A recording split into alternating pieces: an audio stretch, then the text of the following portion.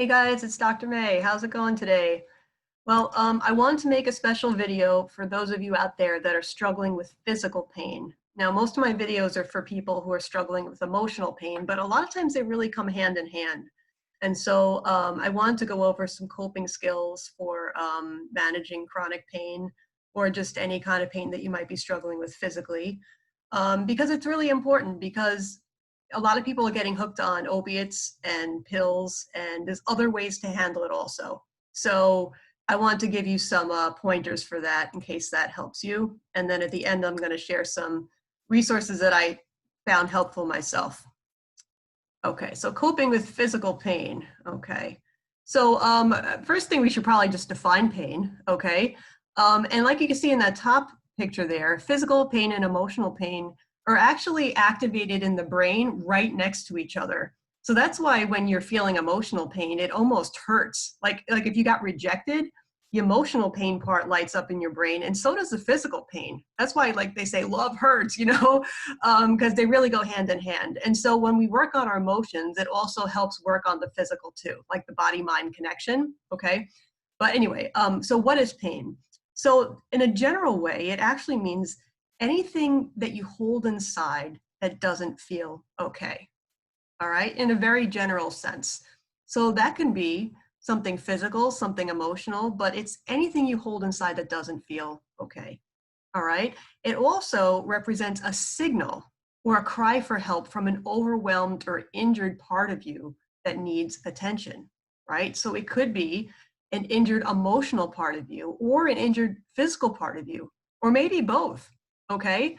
And so that's the key. It's not something we're just trying to eliminate. We want to listen to it, right? Like if I had a stomach ache, it might be telling me something important about what's going on with me, and I would want to attend to it, right? Sometimes our pain is meaningful, and we shouldn't just squash it. We should kind of figure out what it's all about, right? So if we feel emotional pain, instead of just trying to medicate it away or shove it away, we should also find out what it's all about, right? So we should kind of approach it with some level of interest and curiosity, right? Because it's about healing. Okay, so this is an important cycle for us to be aware of too, okay? So the more stress and trauma you have in your life, the more likely you are to be in chronic pain.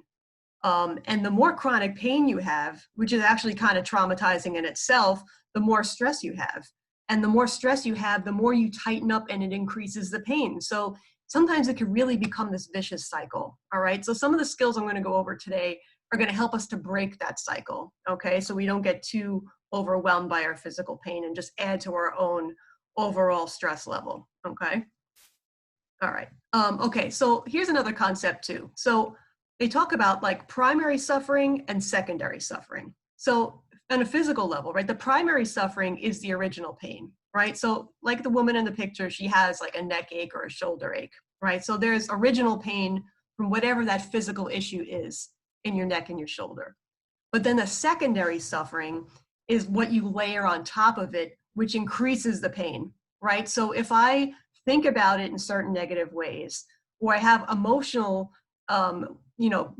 baggage on top of it, or I act in certain ways, or respond in terms of my actions and movements in certain ways, it can make the original pain feel a lot worse. So it's kind of like you have one layer and then another layer, okay?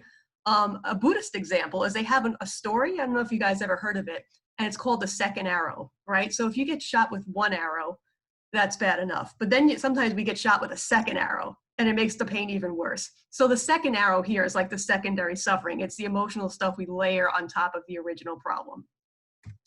Okay, so here's an example of secondary suffering.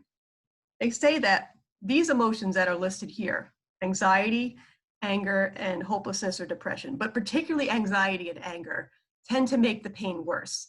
Now, of course, they're natural responses to the pain, right? So you might be anxious about it because you're worried about your functioning. You're worried about how long am I going to be out of work because of this? Or am I going to ever get better?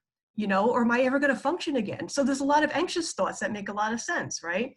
There's also angry thoughts. You might resent the fact that you're in pain or that you can't function or that you're not getting paid from work the way you should be getting paid, or you can't take care of your family the way you want to, right? So it also makes sense you would be angry.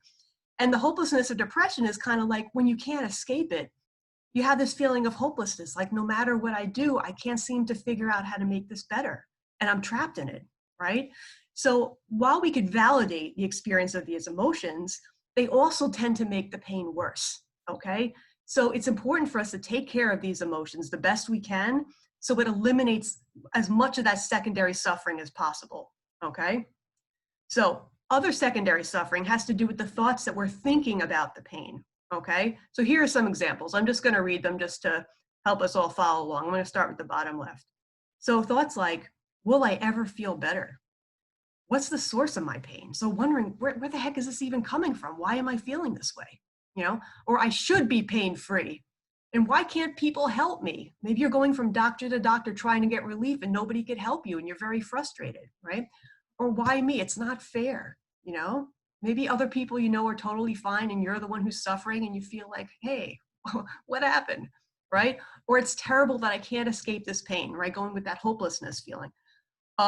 Since I'm suffering, the world owes me, right? So a little more anger and victim energy there, right? The poor me's, more victim energy.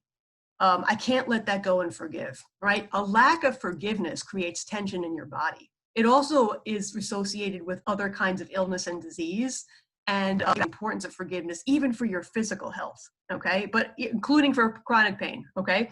Or, final thought here, I'm missing out on life. Just feeling that regret, that depression of I feel like I'm just falling behind because of my pain, right? So again, all kinds of thoughts that we would expect to think that would make a lot of sense, but at the same time, it's adding on a secondary layer of suffering. Okay, so we want to get to the positive a little bit. So here's some tips for coping with these negative thoughts and emotions.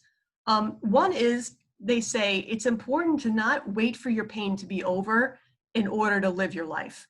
Like it kind of feels sometimes like, once I feel better, then I'll do A, B, and C. But their suggestion is to try to live your best life even with the pain. Don't just wait for it to be over, right? You might even think this way about mental illness stuff too. Like maybe when I finally am healed, whatever that means, then I'll be able to get a job, get a boyfriend, accomplish this or that, right? We have to try to function anyway, okay? And on the bottom right, it says reconnect with your life vision and values, right? So figure out what's important to you and how could I try to achieve some of that now, even though I'm in pain, right? So that's really important for getting your life back together, functioning as much as possible and feeling better, okay? Because when you're achieving and accomplishing things, you tend to feel better, okay? We also have to, on the bottom left, accept that we have pain. So radical acceptance.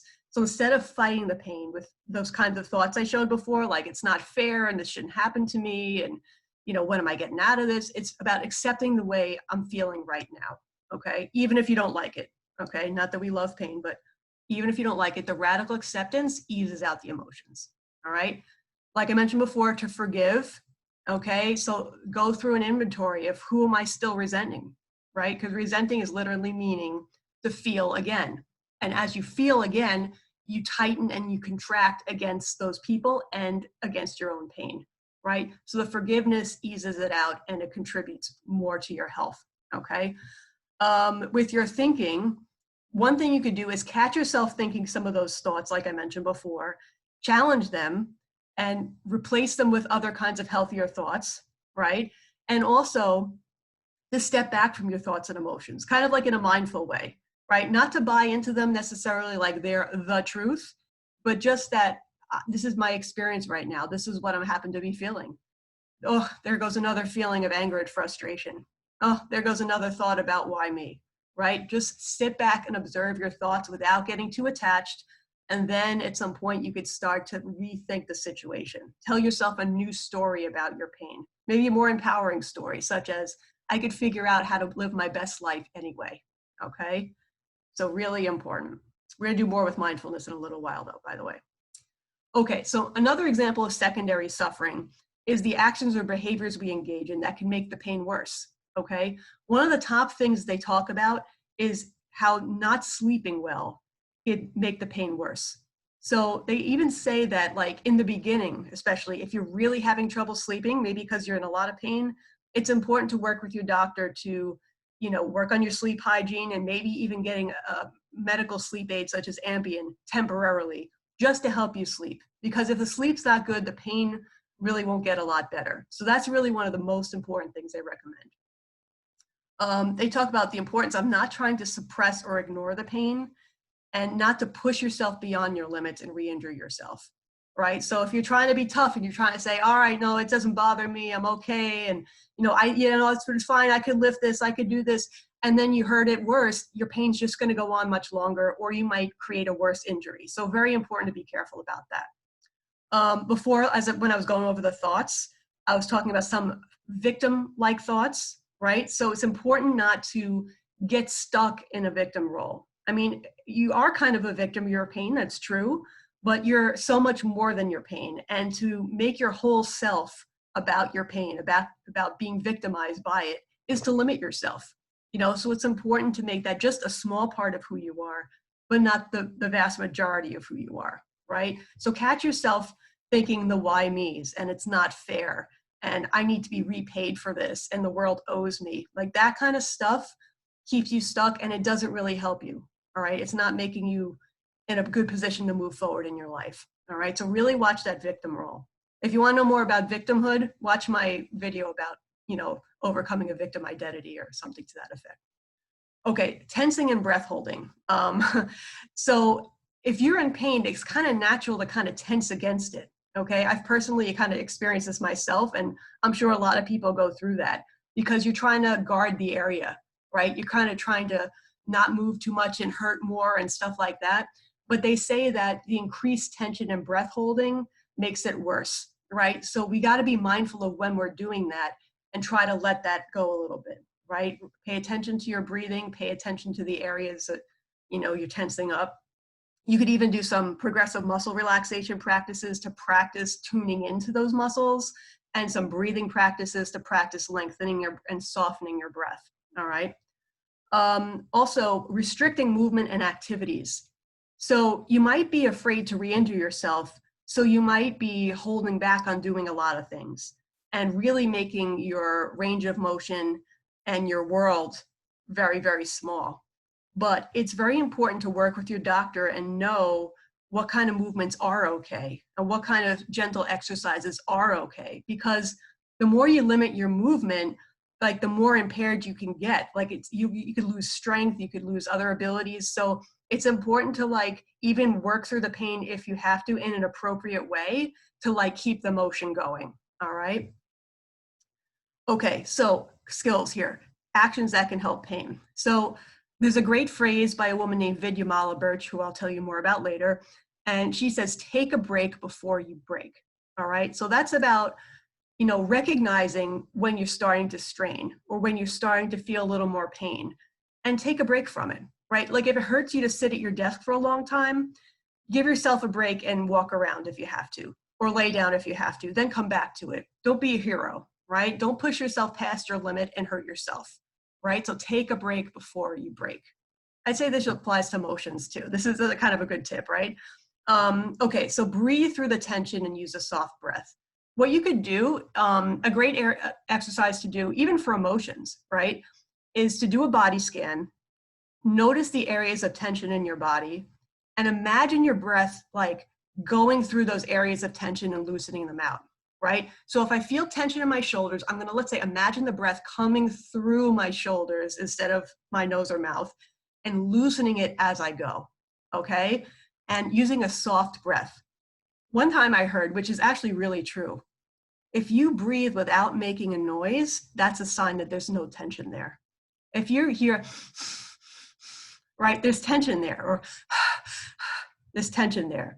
Have a soundless breath, and that's a sign that the tension is gone, okay? So soften your breath, soften your muscles as you breathe, and that could help the pain, all right? Gentle, mindful movements and strengthening exercises. Again, I would work with your PT person or your doctor or somebody that knows what they're doing to tell you exactly what would work, but they do suggest that some kind of mindful movement or soft movements can be very useful. Things like Qigong and stuff like that, which are very slow and easy, okay? But it keeps the movement going. Another tip, which I think is great actually, and even good for stress, Vidya Malaberch talks about moving with gravity, okay? Have you ever sat in a chair or laid down and you're tensed up, whether from pain or just from tension, and you almost feel like you're pulling up away from the ground, like because your muscles are tensing up? So that's a sign that you're tensing, right? So if you wanna loosen up, picture yourself going as deep and sinking into the ground as possible. So all your muscle groups should be sinking down with gravity, not pulling up against gravity. And that's a great way to envision the muscles loosening up, right? Moving with gravity, okay? Picture Newton under the apple tree. And finally, like I said before, improving sleep hygiene, okay? For some great tips, look under my please video, because the S of please is about sleep hygiene. There's also this thing called CBTI for insomnia, and they give some tips about sleep hygiene. So, you know, going to bed and waking up the same time every day, not eating a big meal before bed or caffeine before bed, you know, things like that. Reading a book to relax you before bed, not having too much stimulation or intense conversation before bed, using deep breathing or meditation to try to fall asleep, which they call meditation. Okay, so there's different things you can do. Those are just a few examples, but it's very important to get your sleep because a lack of sleep could mess with your pain. Okay, here we go, mindfulness, my favorite. Okay, so there's a whole field out there about using mindfulness to manage chronic pain, okay? Or just pain in general, physical pain. There's research on this. There's evidence that this could help, right? Some people are able to get off meds because they successfully can use mindfulness to manage their pain, all right? So this is nothing to sneeze at. It's really important. There's even exercises out there you can Google and follow along with for mindfulness exercises on purpose to manage the pain, okay? Like scripts that will guide you through it, all right? Vidya Malaberch is also a great person for that, all right? So it involves, instead of trying to run away from the pain, right? Because our instinct is to want to make the bad feeling go away. So we're going to turn toward it with curiosity, observing our sensations, okay? So what does it feel like? If it felt like a certain object or a certain thing, what would that look like? Like in that picture on the bottom left, does it feel like barbed wire? Is it a sharp pain? Is it a dull pain? What color is it? What shape is it? Is it throbbing? Is it hot? You know, like there's all different ways to like tune into exactly what that sensation is. Is it spreading? Is it contained to a certain area? You know, where else can I feel it? So once you start engaging your mind, imagining it in these different ways, it puts a different spin on the pain, all right?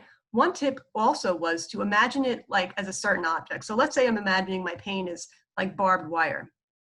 And then in a visualization, I imagine it shifting using that image. So let's say I imagine the barbed wire, and then I imagine those little spikes getting smaller or getting a little bit flatter on the edge instead of pointy. And as I do that imagery, it actually might shift the way I feel my pain and make it less, okay? Or if I imagine the pain like a fire, I slowly imagine the fire burning out. And that image could help the pain become less burning, okay? See how that is? And again, there's guided scripts out there that help take you through this process, all right? Some people even use art. They kind of draw out what their pain looks like to them, and they try to focus on that image and they try to shift the image, okay? So try different things, see what works for you.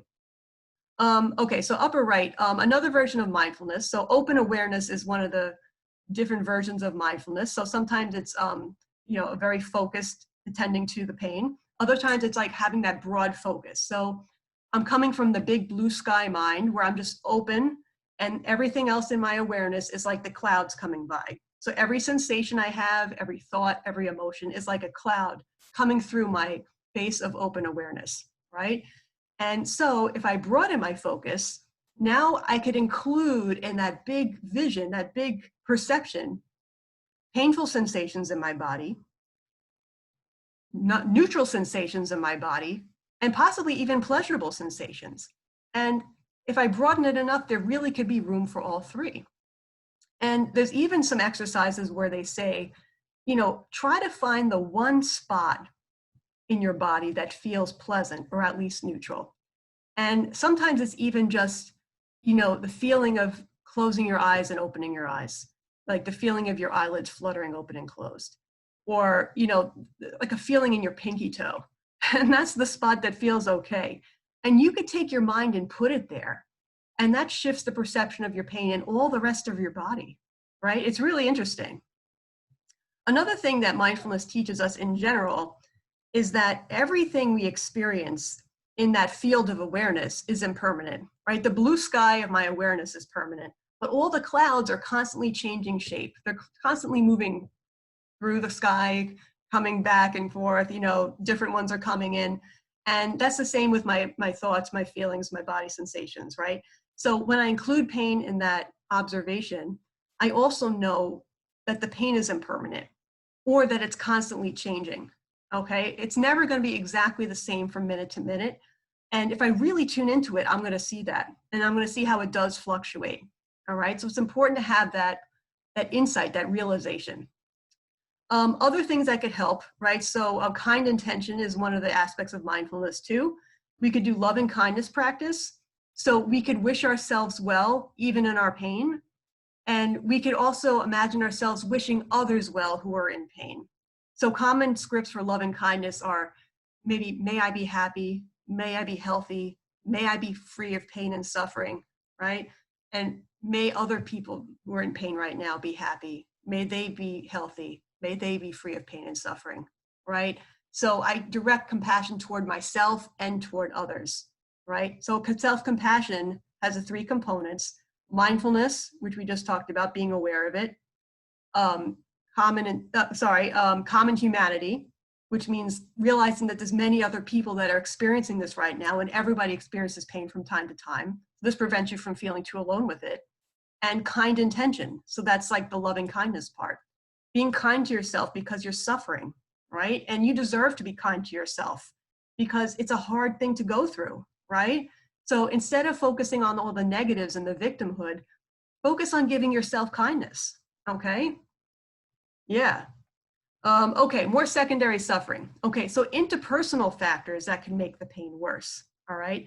One of the hardest things is going through pain and having people not really believe you, right? So what happens is sometimes people, they go to a doctor, right? Let's say I have lower back pain, okay?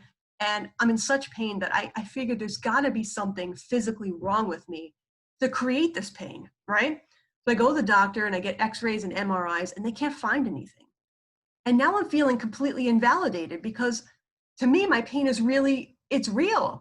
I'm not making this up. I'm really in pain. And now my doctor's saying, it's just, it's psychological that he doesn't see anything on the x-ray. I might be furious. I might go from doctor to doctor trying to get some physical evidence that what I'm feeling isn't made up, right?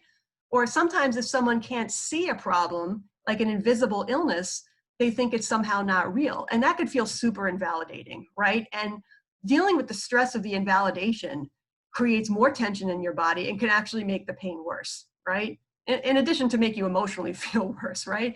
And so sometimes, also we end up self-isolating. Let's say I have to stay home from work because of my pain. Now I'm not seeing as many people, right? Or maybe I can't participate in the same kind of social activities I did before because I have very active friends and I know I can't play along. So I end up being by myself so much more. And the loneliness and self-isolation is a big stressor, and that contributes to my pain, okay? Or I feel like people don't understand anyway, so what's the point of calling people? They're just gonna tell me to get over it, right? So that gets really hard. And like the bottom left, sometimes people, like I said, people treat physical pain as more legitimate than your emotional pain, right? And as I was saying before, there's always this emotional component that creates the secondary suffering, right? So you have the physical pain, then you have all your reactions to it. And sometimes it's, like people might say, okay, well, your back pain, that's fine, but they don't attend to how you're emotionally experiencing it. They may not give you the kind of emotional support you really need, and that's important to take care of that. Other problems happen because, let's say you're suffering so much, right? You're in a lot of pain, you're really anxious, you're angry, you're helpless, you're hopeless, you're depressed, and you have this flood of feelings because of the pain you have. And it's easy for them to spill out on other people, especially your family, who are probably the first target. And that creates another problem because now they're reacting to you, and you have to deal with that interpersonal issue that's coming up because of your emotions spilling over, right? So this is why it's super important to handle your own feelings as best as you can and use your coping skills, okay? Okay, so healing pain by improving relationships. So move from isolation to connection, right? So if you find yourself isolating because of your pain, like I was mentioning in the previous slide, try to find some people who could be good connections for you and who could support you. Maybe there's even a support group for people in chronic pain where you actually get people who understand what you're going through. It might even be an internet group where at least you could vent about it and people get it, right? Or maybe there's just other regular supportive people in your life that you could reach out to that maybe you've been neglecting to do. Okay, so make sure you get that interpersonal support. And if you have damaged relationships for whatever the reason, whether because you exploded on them because of your pain or whatever it is, try to repair them, because then maybe you'll have extra people in your life that could be available to you. And of course, I can't, go over the big scope of it here, but you could certainly apply any of the DBT interpersonal effectiveness skills. Dear man for assertiveness, give for keeping good relationships, fast for self-respect. All of that could still help here, right? Any relationship work you can do would help your situation because, when your relationships are all messed up, it creates more stress. Stress equals more pain, right? It all goes back and forth, okay? Okay, so I want to share some resources with you that I really like a lot. Okay, one, Vidyamala Birch, okay? She has some really nice videos. Look her up on YouTube. She's been handicapped since the 70s. She was in a bad car accident. She hurt her back. She's had surgeries. She's living with chronic pain and figured out herself how to use mindfulness and other similar approaches to help herself. And she then took her knowledge and wanted to share it and help others. And so she has a website with some resources there, but also she's very, very pleasant to listen to, and you can check her out on YouTube and other places. So feel free to look at that. I think she's really great. I really like her a lot. There's a book I read that I also really like by Peter Levine, who founded somatic experiencing therapy, which is really used for trauma. But he wrote a book, a co-authored a book with Maggie Phillips called Freedom from Pain. And they talk about how they use those somatic experiencing techniques, which is a psychological, energy, physical, mind-body kind of technique to help with pain. And it's a very interesting read with some good examples and people he's used it with. And you might find that it's very interesting. And it even comes with a CD with some, exercises on it you can do, like for managing your pain, like mindfulness type exercises. So thumbs up for that one. And also, there's a guy named David Hanscom, who's a back surgeon, who realizes that we do way too much back surgery on people, and when people think that there's got to be something wrong with my back, I need surgery, a lot of times the surgery doesn't help the pain. I personally know people that have gotten back surgery thinking it would help their pain and it didn't. And so he wrote a book called Back in Control, and it goes over some of the material I shared today, plus a lot more about other kinds of approaches without medication, without surgery, that can help your pain, okay? He also has a website with some other articles and resources on it called backincontrol.com, okay? So definitely check it out if you want more, okay? I could only say so much. I'm not as much of an expert as these folks, but I did want to get this information out there to help whichever ones of you feel you could benefit, okay? So give it a try. It's better than being hooked on, medication and stuff like that. And maybe it'll make your life a little easier if you could at least reduce some of the pain, okay? So good luck with that, guys, and I'll see you soon, okay? All right, bye for now.